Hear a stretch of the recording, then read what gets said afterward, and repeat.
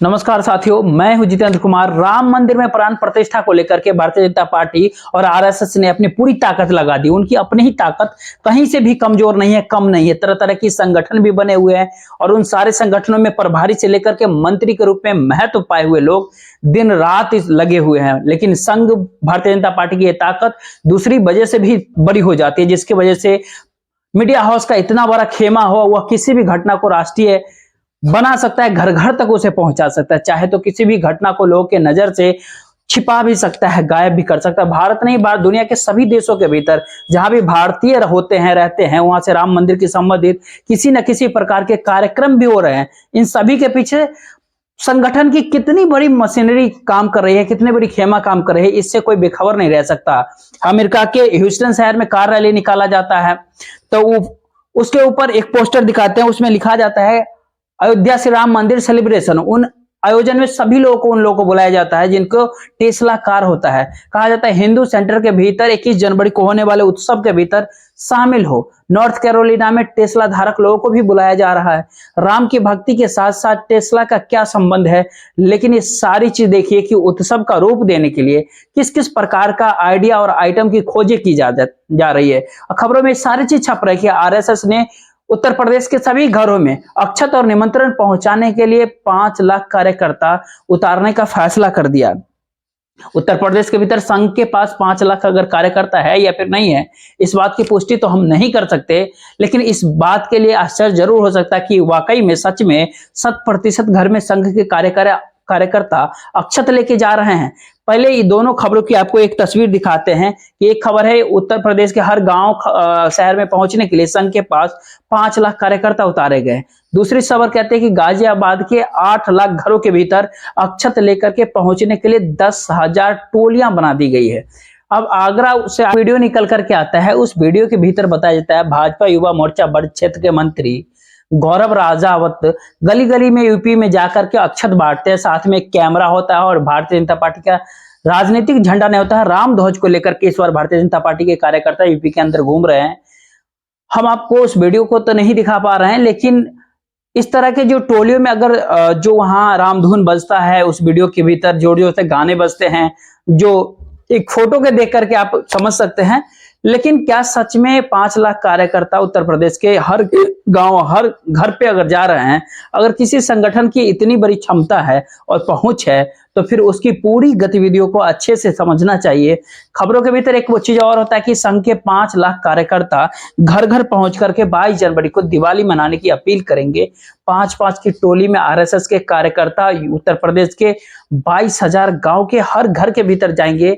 100% घरों में जाने का उनका टारगेट है, लक्ष्य है। यह भी लिखा होता है कि 18 से 21 जनवरी के बीच में एक प्रभात फेरियां निकाली जाएगी। उसके लिए सभी जिलों के भीतर 35 से 40 कार्यकर्ताओं की समिति बनाई गई है, कमेटी बनाई गई है। वाकई में 10,000 टोलियां एक जिले के भीतर बनाई गई है।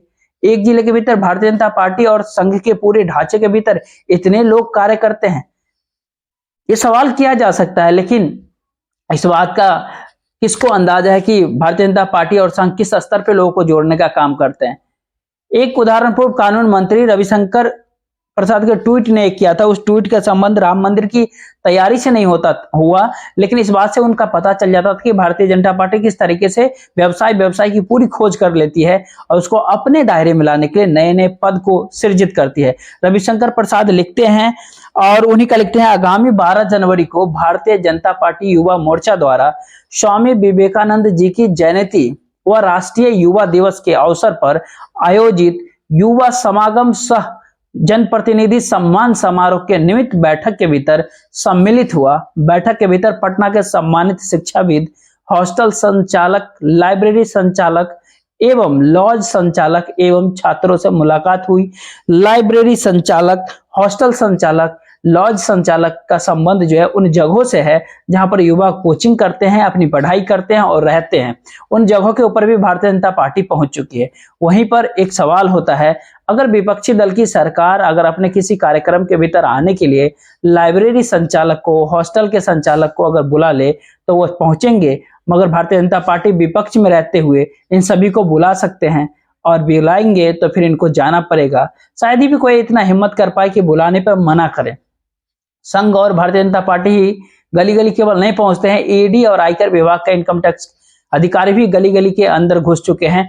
सोशल मीडिया के ऊपर कई मंत्रियों और कार्यकर्ताओं के पोस्ट से ये बात पता चलता है कि राम मंदिर को लेकर के ये भारतीय जनता पार्टी किस स्तर पे सक्रिय है। इन पूरे कार्यक्रम के भीतर जो रुपए खर्च किए जाते हैं उसका हिसाब भारतीय जनता पार्टी ही बता सकती है। इस बात से अंदाजा लगाना बिल्कुल सही नहीं होगा।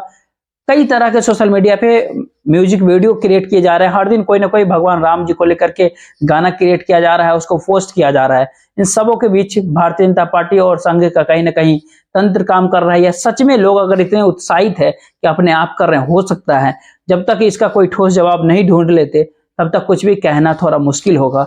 ये पूरे बिहार के समस्तीपुर का एक वीडियो होता है, राम जानकी ठाकुर से शोभा यात्रा समस्तीपुर के भीतर निकाली जाती है, राम सीता और लक्ष्मण की आरती उतारी जाती है उस वीडियो में। इसी दौरान 22 जनवरी को घरों में राम ज्योति जलाने के लिए पूजित अक्षत भी दिया जाता है। राम मंदिर के उद्घाटन के उपलक्ष्य में इतने जगह जगह शोभा यात्रा भी निकाली जाती है। महिलाओं और लड़कियों को धर्म और पूजा के नाम पर सियासत हो चुकी इस तरह के रैलियों का हिस्सा भी बनाया जाता है। लोगों का उत्साह बना रहे इसके लिए भारतीय जनता पार्टी पूरा तैयारी कर रही है, और डीजे संगीत तरह तरह का कार्यक्रम होता है, इसको कौन देखेगा, कौन सो क्या करेगा। मंदिर का उद्घाटन केवल अयोध्या तक ही सीमित नहीं है, उद्घाटन से ठीक पहले ही भारतीय जनता पार्टी अपने कार्यकर्ता और संगठन के जरिए इसको एक उत्सव में बदल दिया है। बेशक ये सवाल कोई कर सकता है, लेकिन आज के भारत देश में भारतीय जनता पार्टी के अलावा किसी भी दूसरे दल के कार्यकर्ता हो, नेता हो, किसी भी हाउसिंग सोसाइटी के भीतर क्या कोई प्रवेश कर सकते हैं?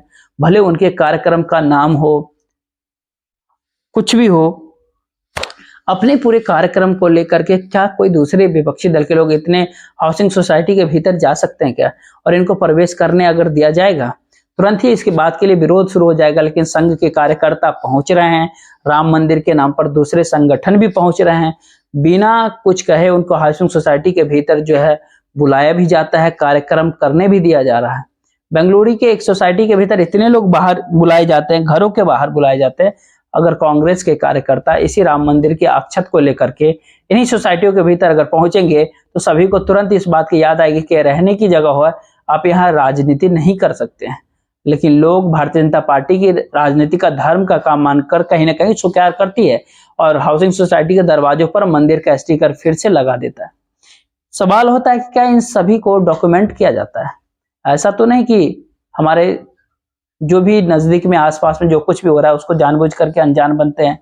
काफी सारे लोग इसको गलत भी कहते हैं, लेकिन अपने ही क्षेत्रों के भीतर आ चुके संघ के कार्यकर्ताओं की तस्वीरें लेकर के सोशल मीडिया के ऊपर पोस्ट करने की हिम्मत नहीं जुटा पाते, न कर सकते हैं। जो लोग पूरे इस चीज को नहीं जानते, नहीं देखते, वैसे 22 जनवरी की पूरे कार्यक्रम को भव्य तरीके से कहीं ना कहीं मनाया ही जाएगा और पूरे देश में ठीक है इस बात की हर्षोल्लास का समय होगा।